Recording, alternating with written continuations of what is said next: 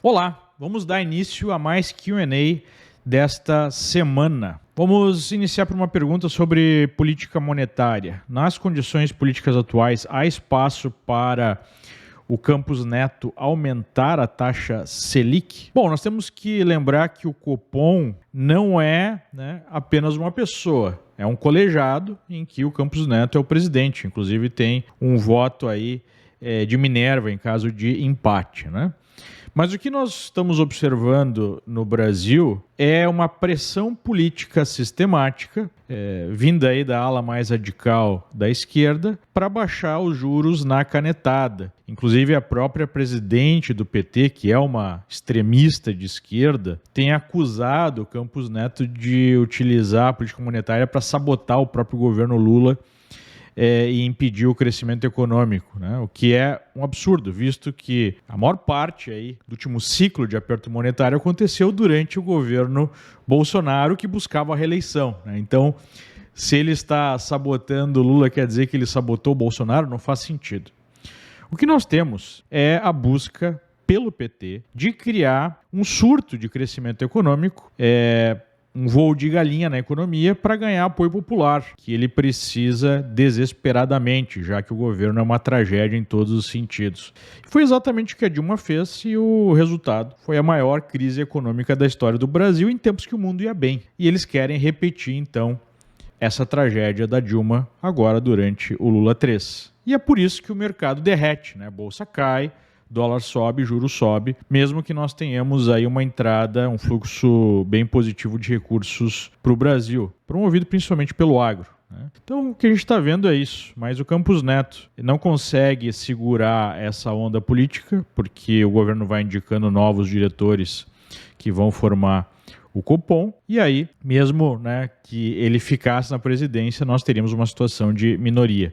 E ele sai agora no final do ano, e esse é um grande medo do mercado, que a próxima diretoria e a próxima situação que fique no Copom promova uma queda de juros ou a manutenção de juros abaixo do nível necessário para segurar a inflação, né? Promovendo então um crescimento artificial que gera mais inflação e que gera o desastre mais à frente, né? Esse é o grande medo do mercado. Quando o dinheiro acabar e os empregos se forem, quem vai sustentar o Estado? As mesmas pessoas, né? Porque sempre vai ter alguma atividade econômica que vai ser desenvolvida, as pessoas ficam na pobreza cada vez mais próxima da pobreza absoluta e fica mais fácil de controlar essas pessoas através, do controle da comida. Por exemplo, você dá um prato de comida, você dá qualquer ajuda mínima em troco do apoio político. Nos regimes mais brutais, é assim que acontece. Então, o objetivo é justamente esse. É você destruir a capacidade individual de promoção de prosperidade para facilitar a escravidão, né? Sempre foi esse o objetivo. Há algum risco iminente de inviabilizar o envio de capitais do exterior pelo aumento de impostos? Infelizmente, sim, né? No Brasil, o ministro da Economia, o companheiro Haddad, tem a possibilidade de aumentar o IOF para operações de câmbio em até 25% numa canetada. E nós sabemos que a mentalidade desse governo é uma mentalidade de controle do fluxo, controle da economia. O próprio descondenado Lula fez elogios à economia argentina no passado, aquela que promoveu a maior inflação na história do país. E na Argentina nós observamos exatamente isso. Quando as ações trágicas do governo promoveram uma saída de capitais, o governo foi lá e fechou a porta dessa saída, e é um risco que está no horizonte no Brasil. Eu não vejo como uma coisa iminente, como uma coisa que pode acontecer logo, mas é uma possibilidade caso nós tenhamos alguma movimentação mais agressiva de saída de capitais, o que vai gerar uma alta no dólar. Então o governo vai tentar segurar artificialmente o preço da moeda norte-americana. Nós já vimos esse filme antes e o final não é nem um pouco bom. Por isso, que é importante para você que tem um patrimônio diversificar esse patrimônio enquanto é tempo. Nós estamos alertando sobre isso há anos, Eu vim aqui para os Estados Unidos justamente com essa missão de explicar para os brasileiros como investir fora do Brasil, como diversificar o seu patrimônio, e quem fez isso ao longo desse tempo não tem do que reclamar, Enquanto o Brasil está praticamente andando de lado há 2 décadas, é só olhar o gráfico do índice Bovespa, nós temos o mercado americano subindo forte nas últimas décadas e o dólar fazendo uma grande valorização em relação ao real. Então, para quem ainda não fez, ainda é tempo. Mais informações você pode buscar aí nos nossos perfis ou só colocar Liberta Investimentos no Google e buscar a abertura da sua conta que a gente faz o trabalho, assessoria para você. O que dizer desse pessoal que fez o L, mas não quer pagar a contribuição sindical? A lógica toda, né, do assistencialismo, a lógica toda de você retirar alguma coisa do Estado é sempre de benefício e nunca de eu ter que contribuir, né? Então, vai lá a pessoa e diz, não, tem que taxar as grandes fortunas, porque os bilionários, né, podem pagar impostos e facilitar a vida de todo mundo. Ok, vamos taxar as grandes fortunas. Ao longo do processo, né, você vai ter menos bilionários, menos pessoas ricas e vai passar a ter uma taxação cada vez, né, de um nível menor de riqueza, até que chegue nas pessoas que defenderam aquela medida no primeiro momento. Então a gente vai se transformando em escravo, vai sobrando poucas pessoas que são ligadas ao partido no poder que vão estar se beneficiando disso, como aconteceu, por exemplo, na Venezuela, né? 99% da população escravizada, passando fome, e 1% lá, os donos do partido, passando muito bem, obrigado. E o grupo vai ficando cada vez menor, e a necessidade de violência para manter em xeque aí qualquer indignação popular, qualquer revolta, também é cada vez maior, né? Essa é a lógica totalitária que sempre se implementou. Então, há um mar de idiotas úteis que acabam defendendo isso porque acham que vão se dar bem no primeiro momento para depois ter que, né, caçar gatos, cachorros nas ruas para poder se alimentar, como aconteceu também na Venezuela, né?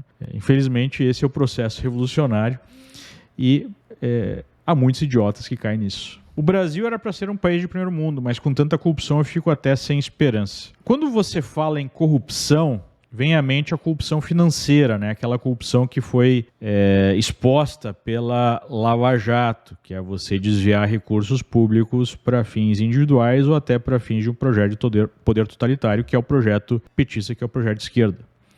Mas antes da corrupção financeira, tem uma corrupção que é muito pior, que é a corrupção moral, que inclusive permite os outros tipos de corrupção, que é você perder de vista os valores civilizacionais, né? E é isso que a gente já perdeu no Brasil há mais tempo. Com a degradação da cultura, nós fomos permitindo a degradação moral, que leva, em última instância, a corrupção financeira, que é o mero desvio de recursos, que não é o pior dos problemas brasileiros. O pior dos problemas brasileiros é você, por exemplo, aceitar o fato que os bandidos do pior tipo possam, né, pagar por penas leves, sejam, por exemplo, vítimas da sociedade, que têm infinitos direitos de defesa, enquanto as pessoas são mortas, né, são roubadas, enfim, são agredidas nas ruas. Então, esse tipo de corrupção moral é muito mais sério. E esse é o problema brasileiro que a gente tem que atacar em primeiro lugar. Comprar dólar em espécie para investimento seria um meio de investimento? Não, não é o melhor meio de investimento, apesar de poder proteger um pouco contra uma inflação galopante, como nós vimos, por exemplo, na Argentina ou Venezuela.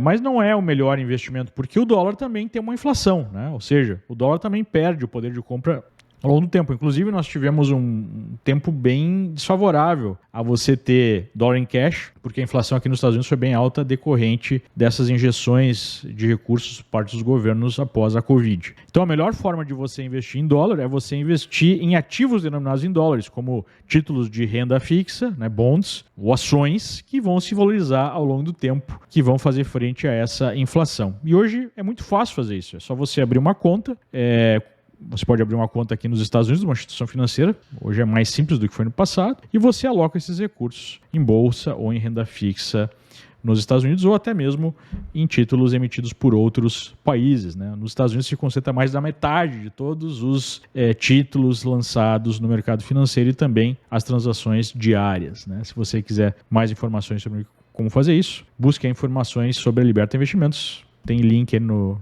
nosso perfil, na nossa bio, ou pode ir diretamente ao Google. Queria agradecer por tanto conteúdo que você coloca pra gente aqui no YouTube. Eu agradeço, né? Realmente fico lisonjeado com esse tipo de reconhecimento, com tantas mensagens que eu recebo de apoio no dia a dia. A gente sabe que muitas vezes o custo é alto, né? A gente sofre aí no Brasil uma perseguição por falar a verdade ou simplesmente por dar opiniões.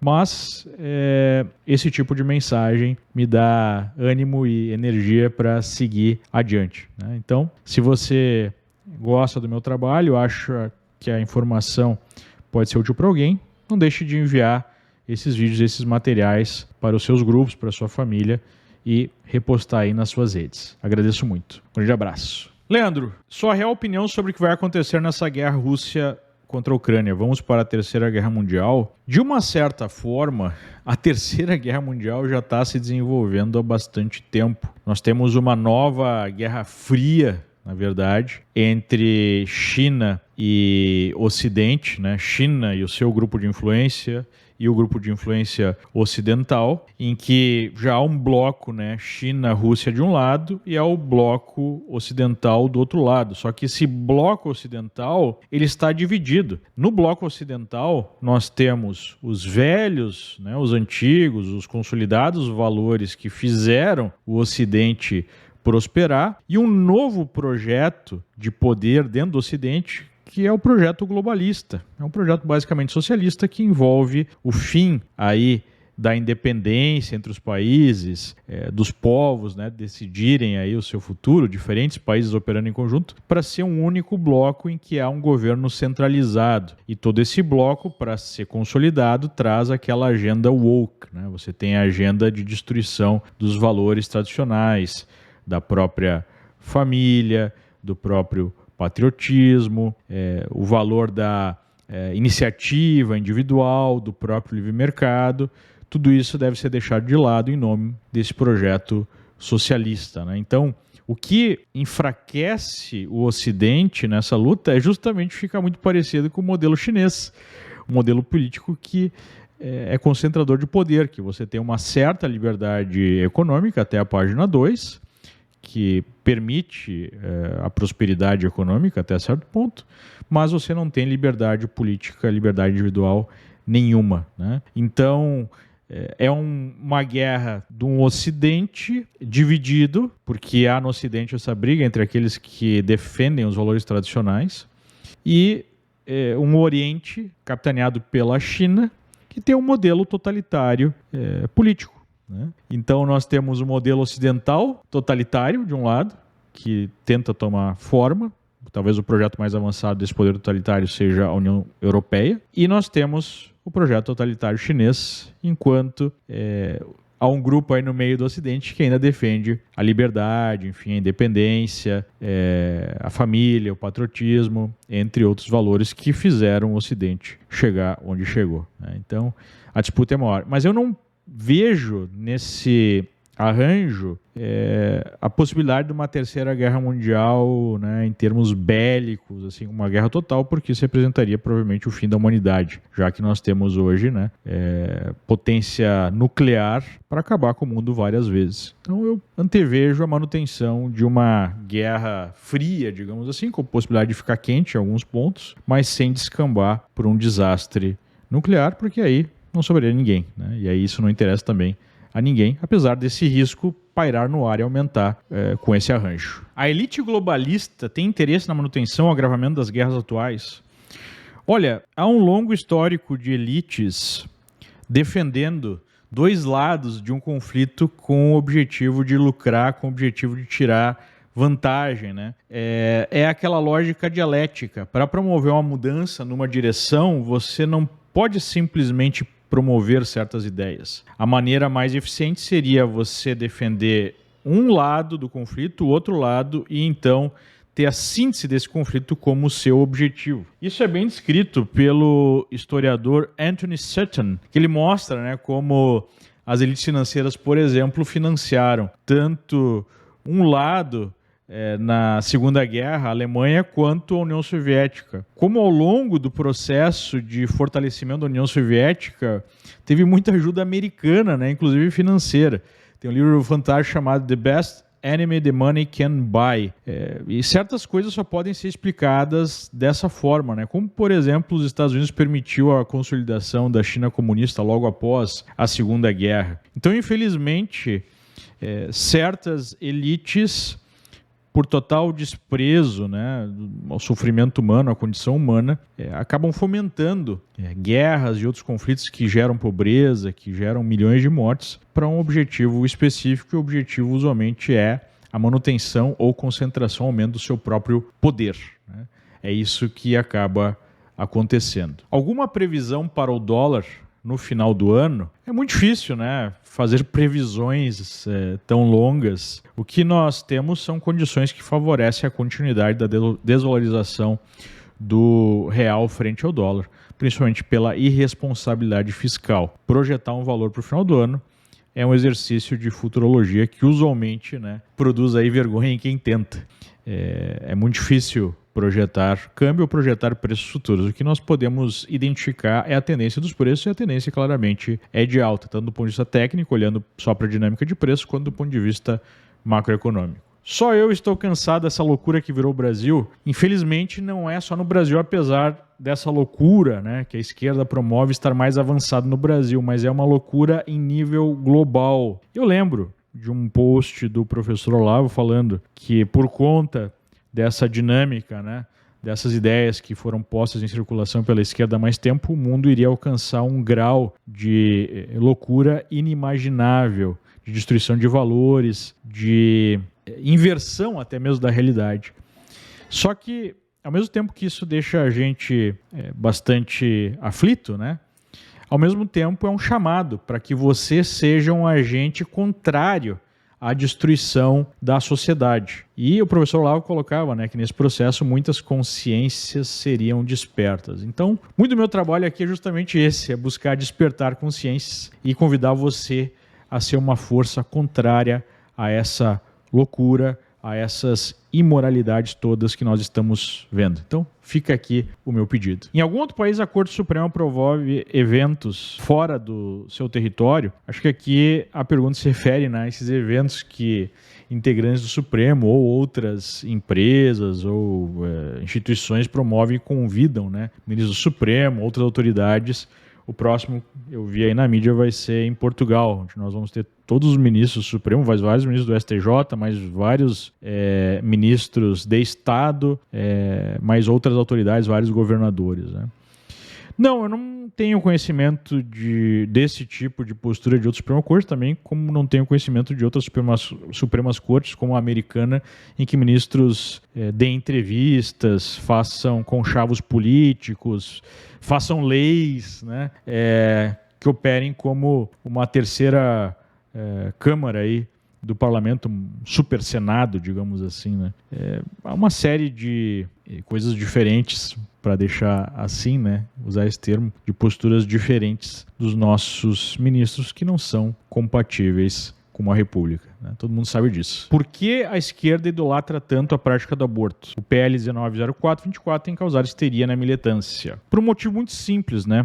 A questão do aborto é ligada à visão materialista de mundo, que se contrapõe à visão cristã, por exemplo. Na visão cristã, todo ser humano é sagrado, a vida humana é sagrada e vai muito além, né, da nossa forma material.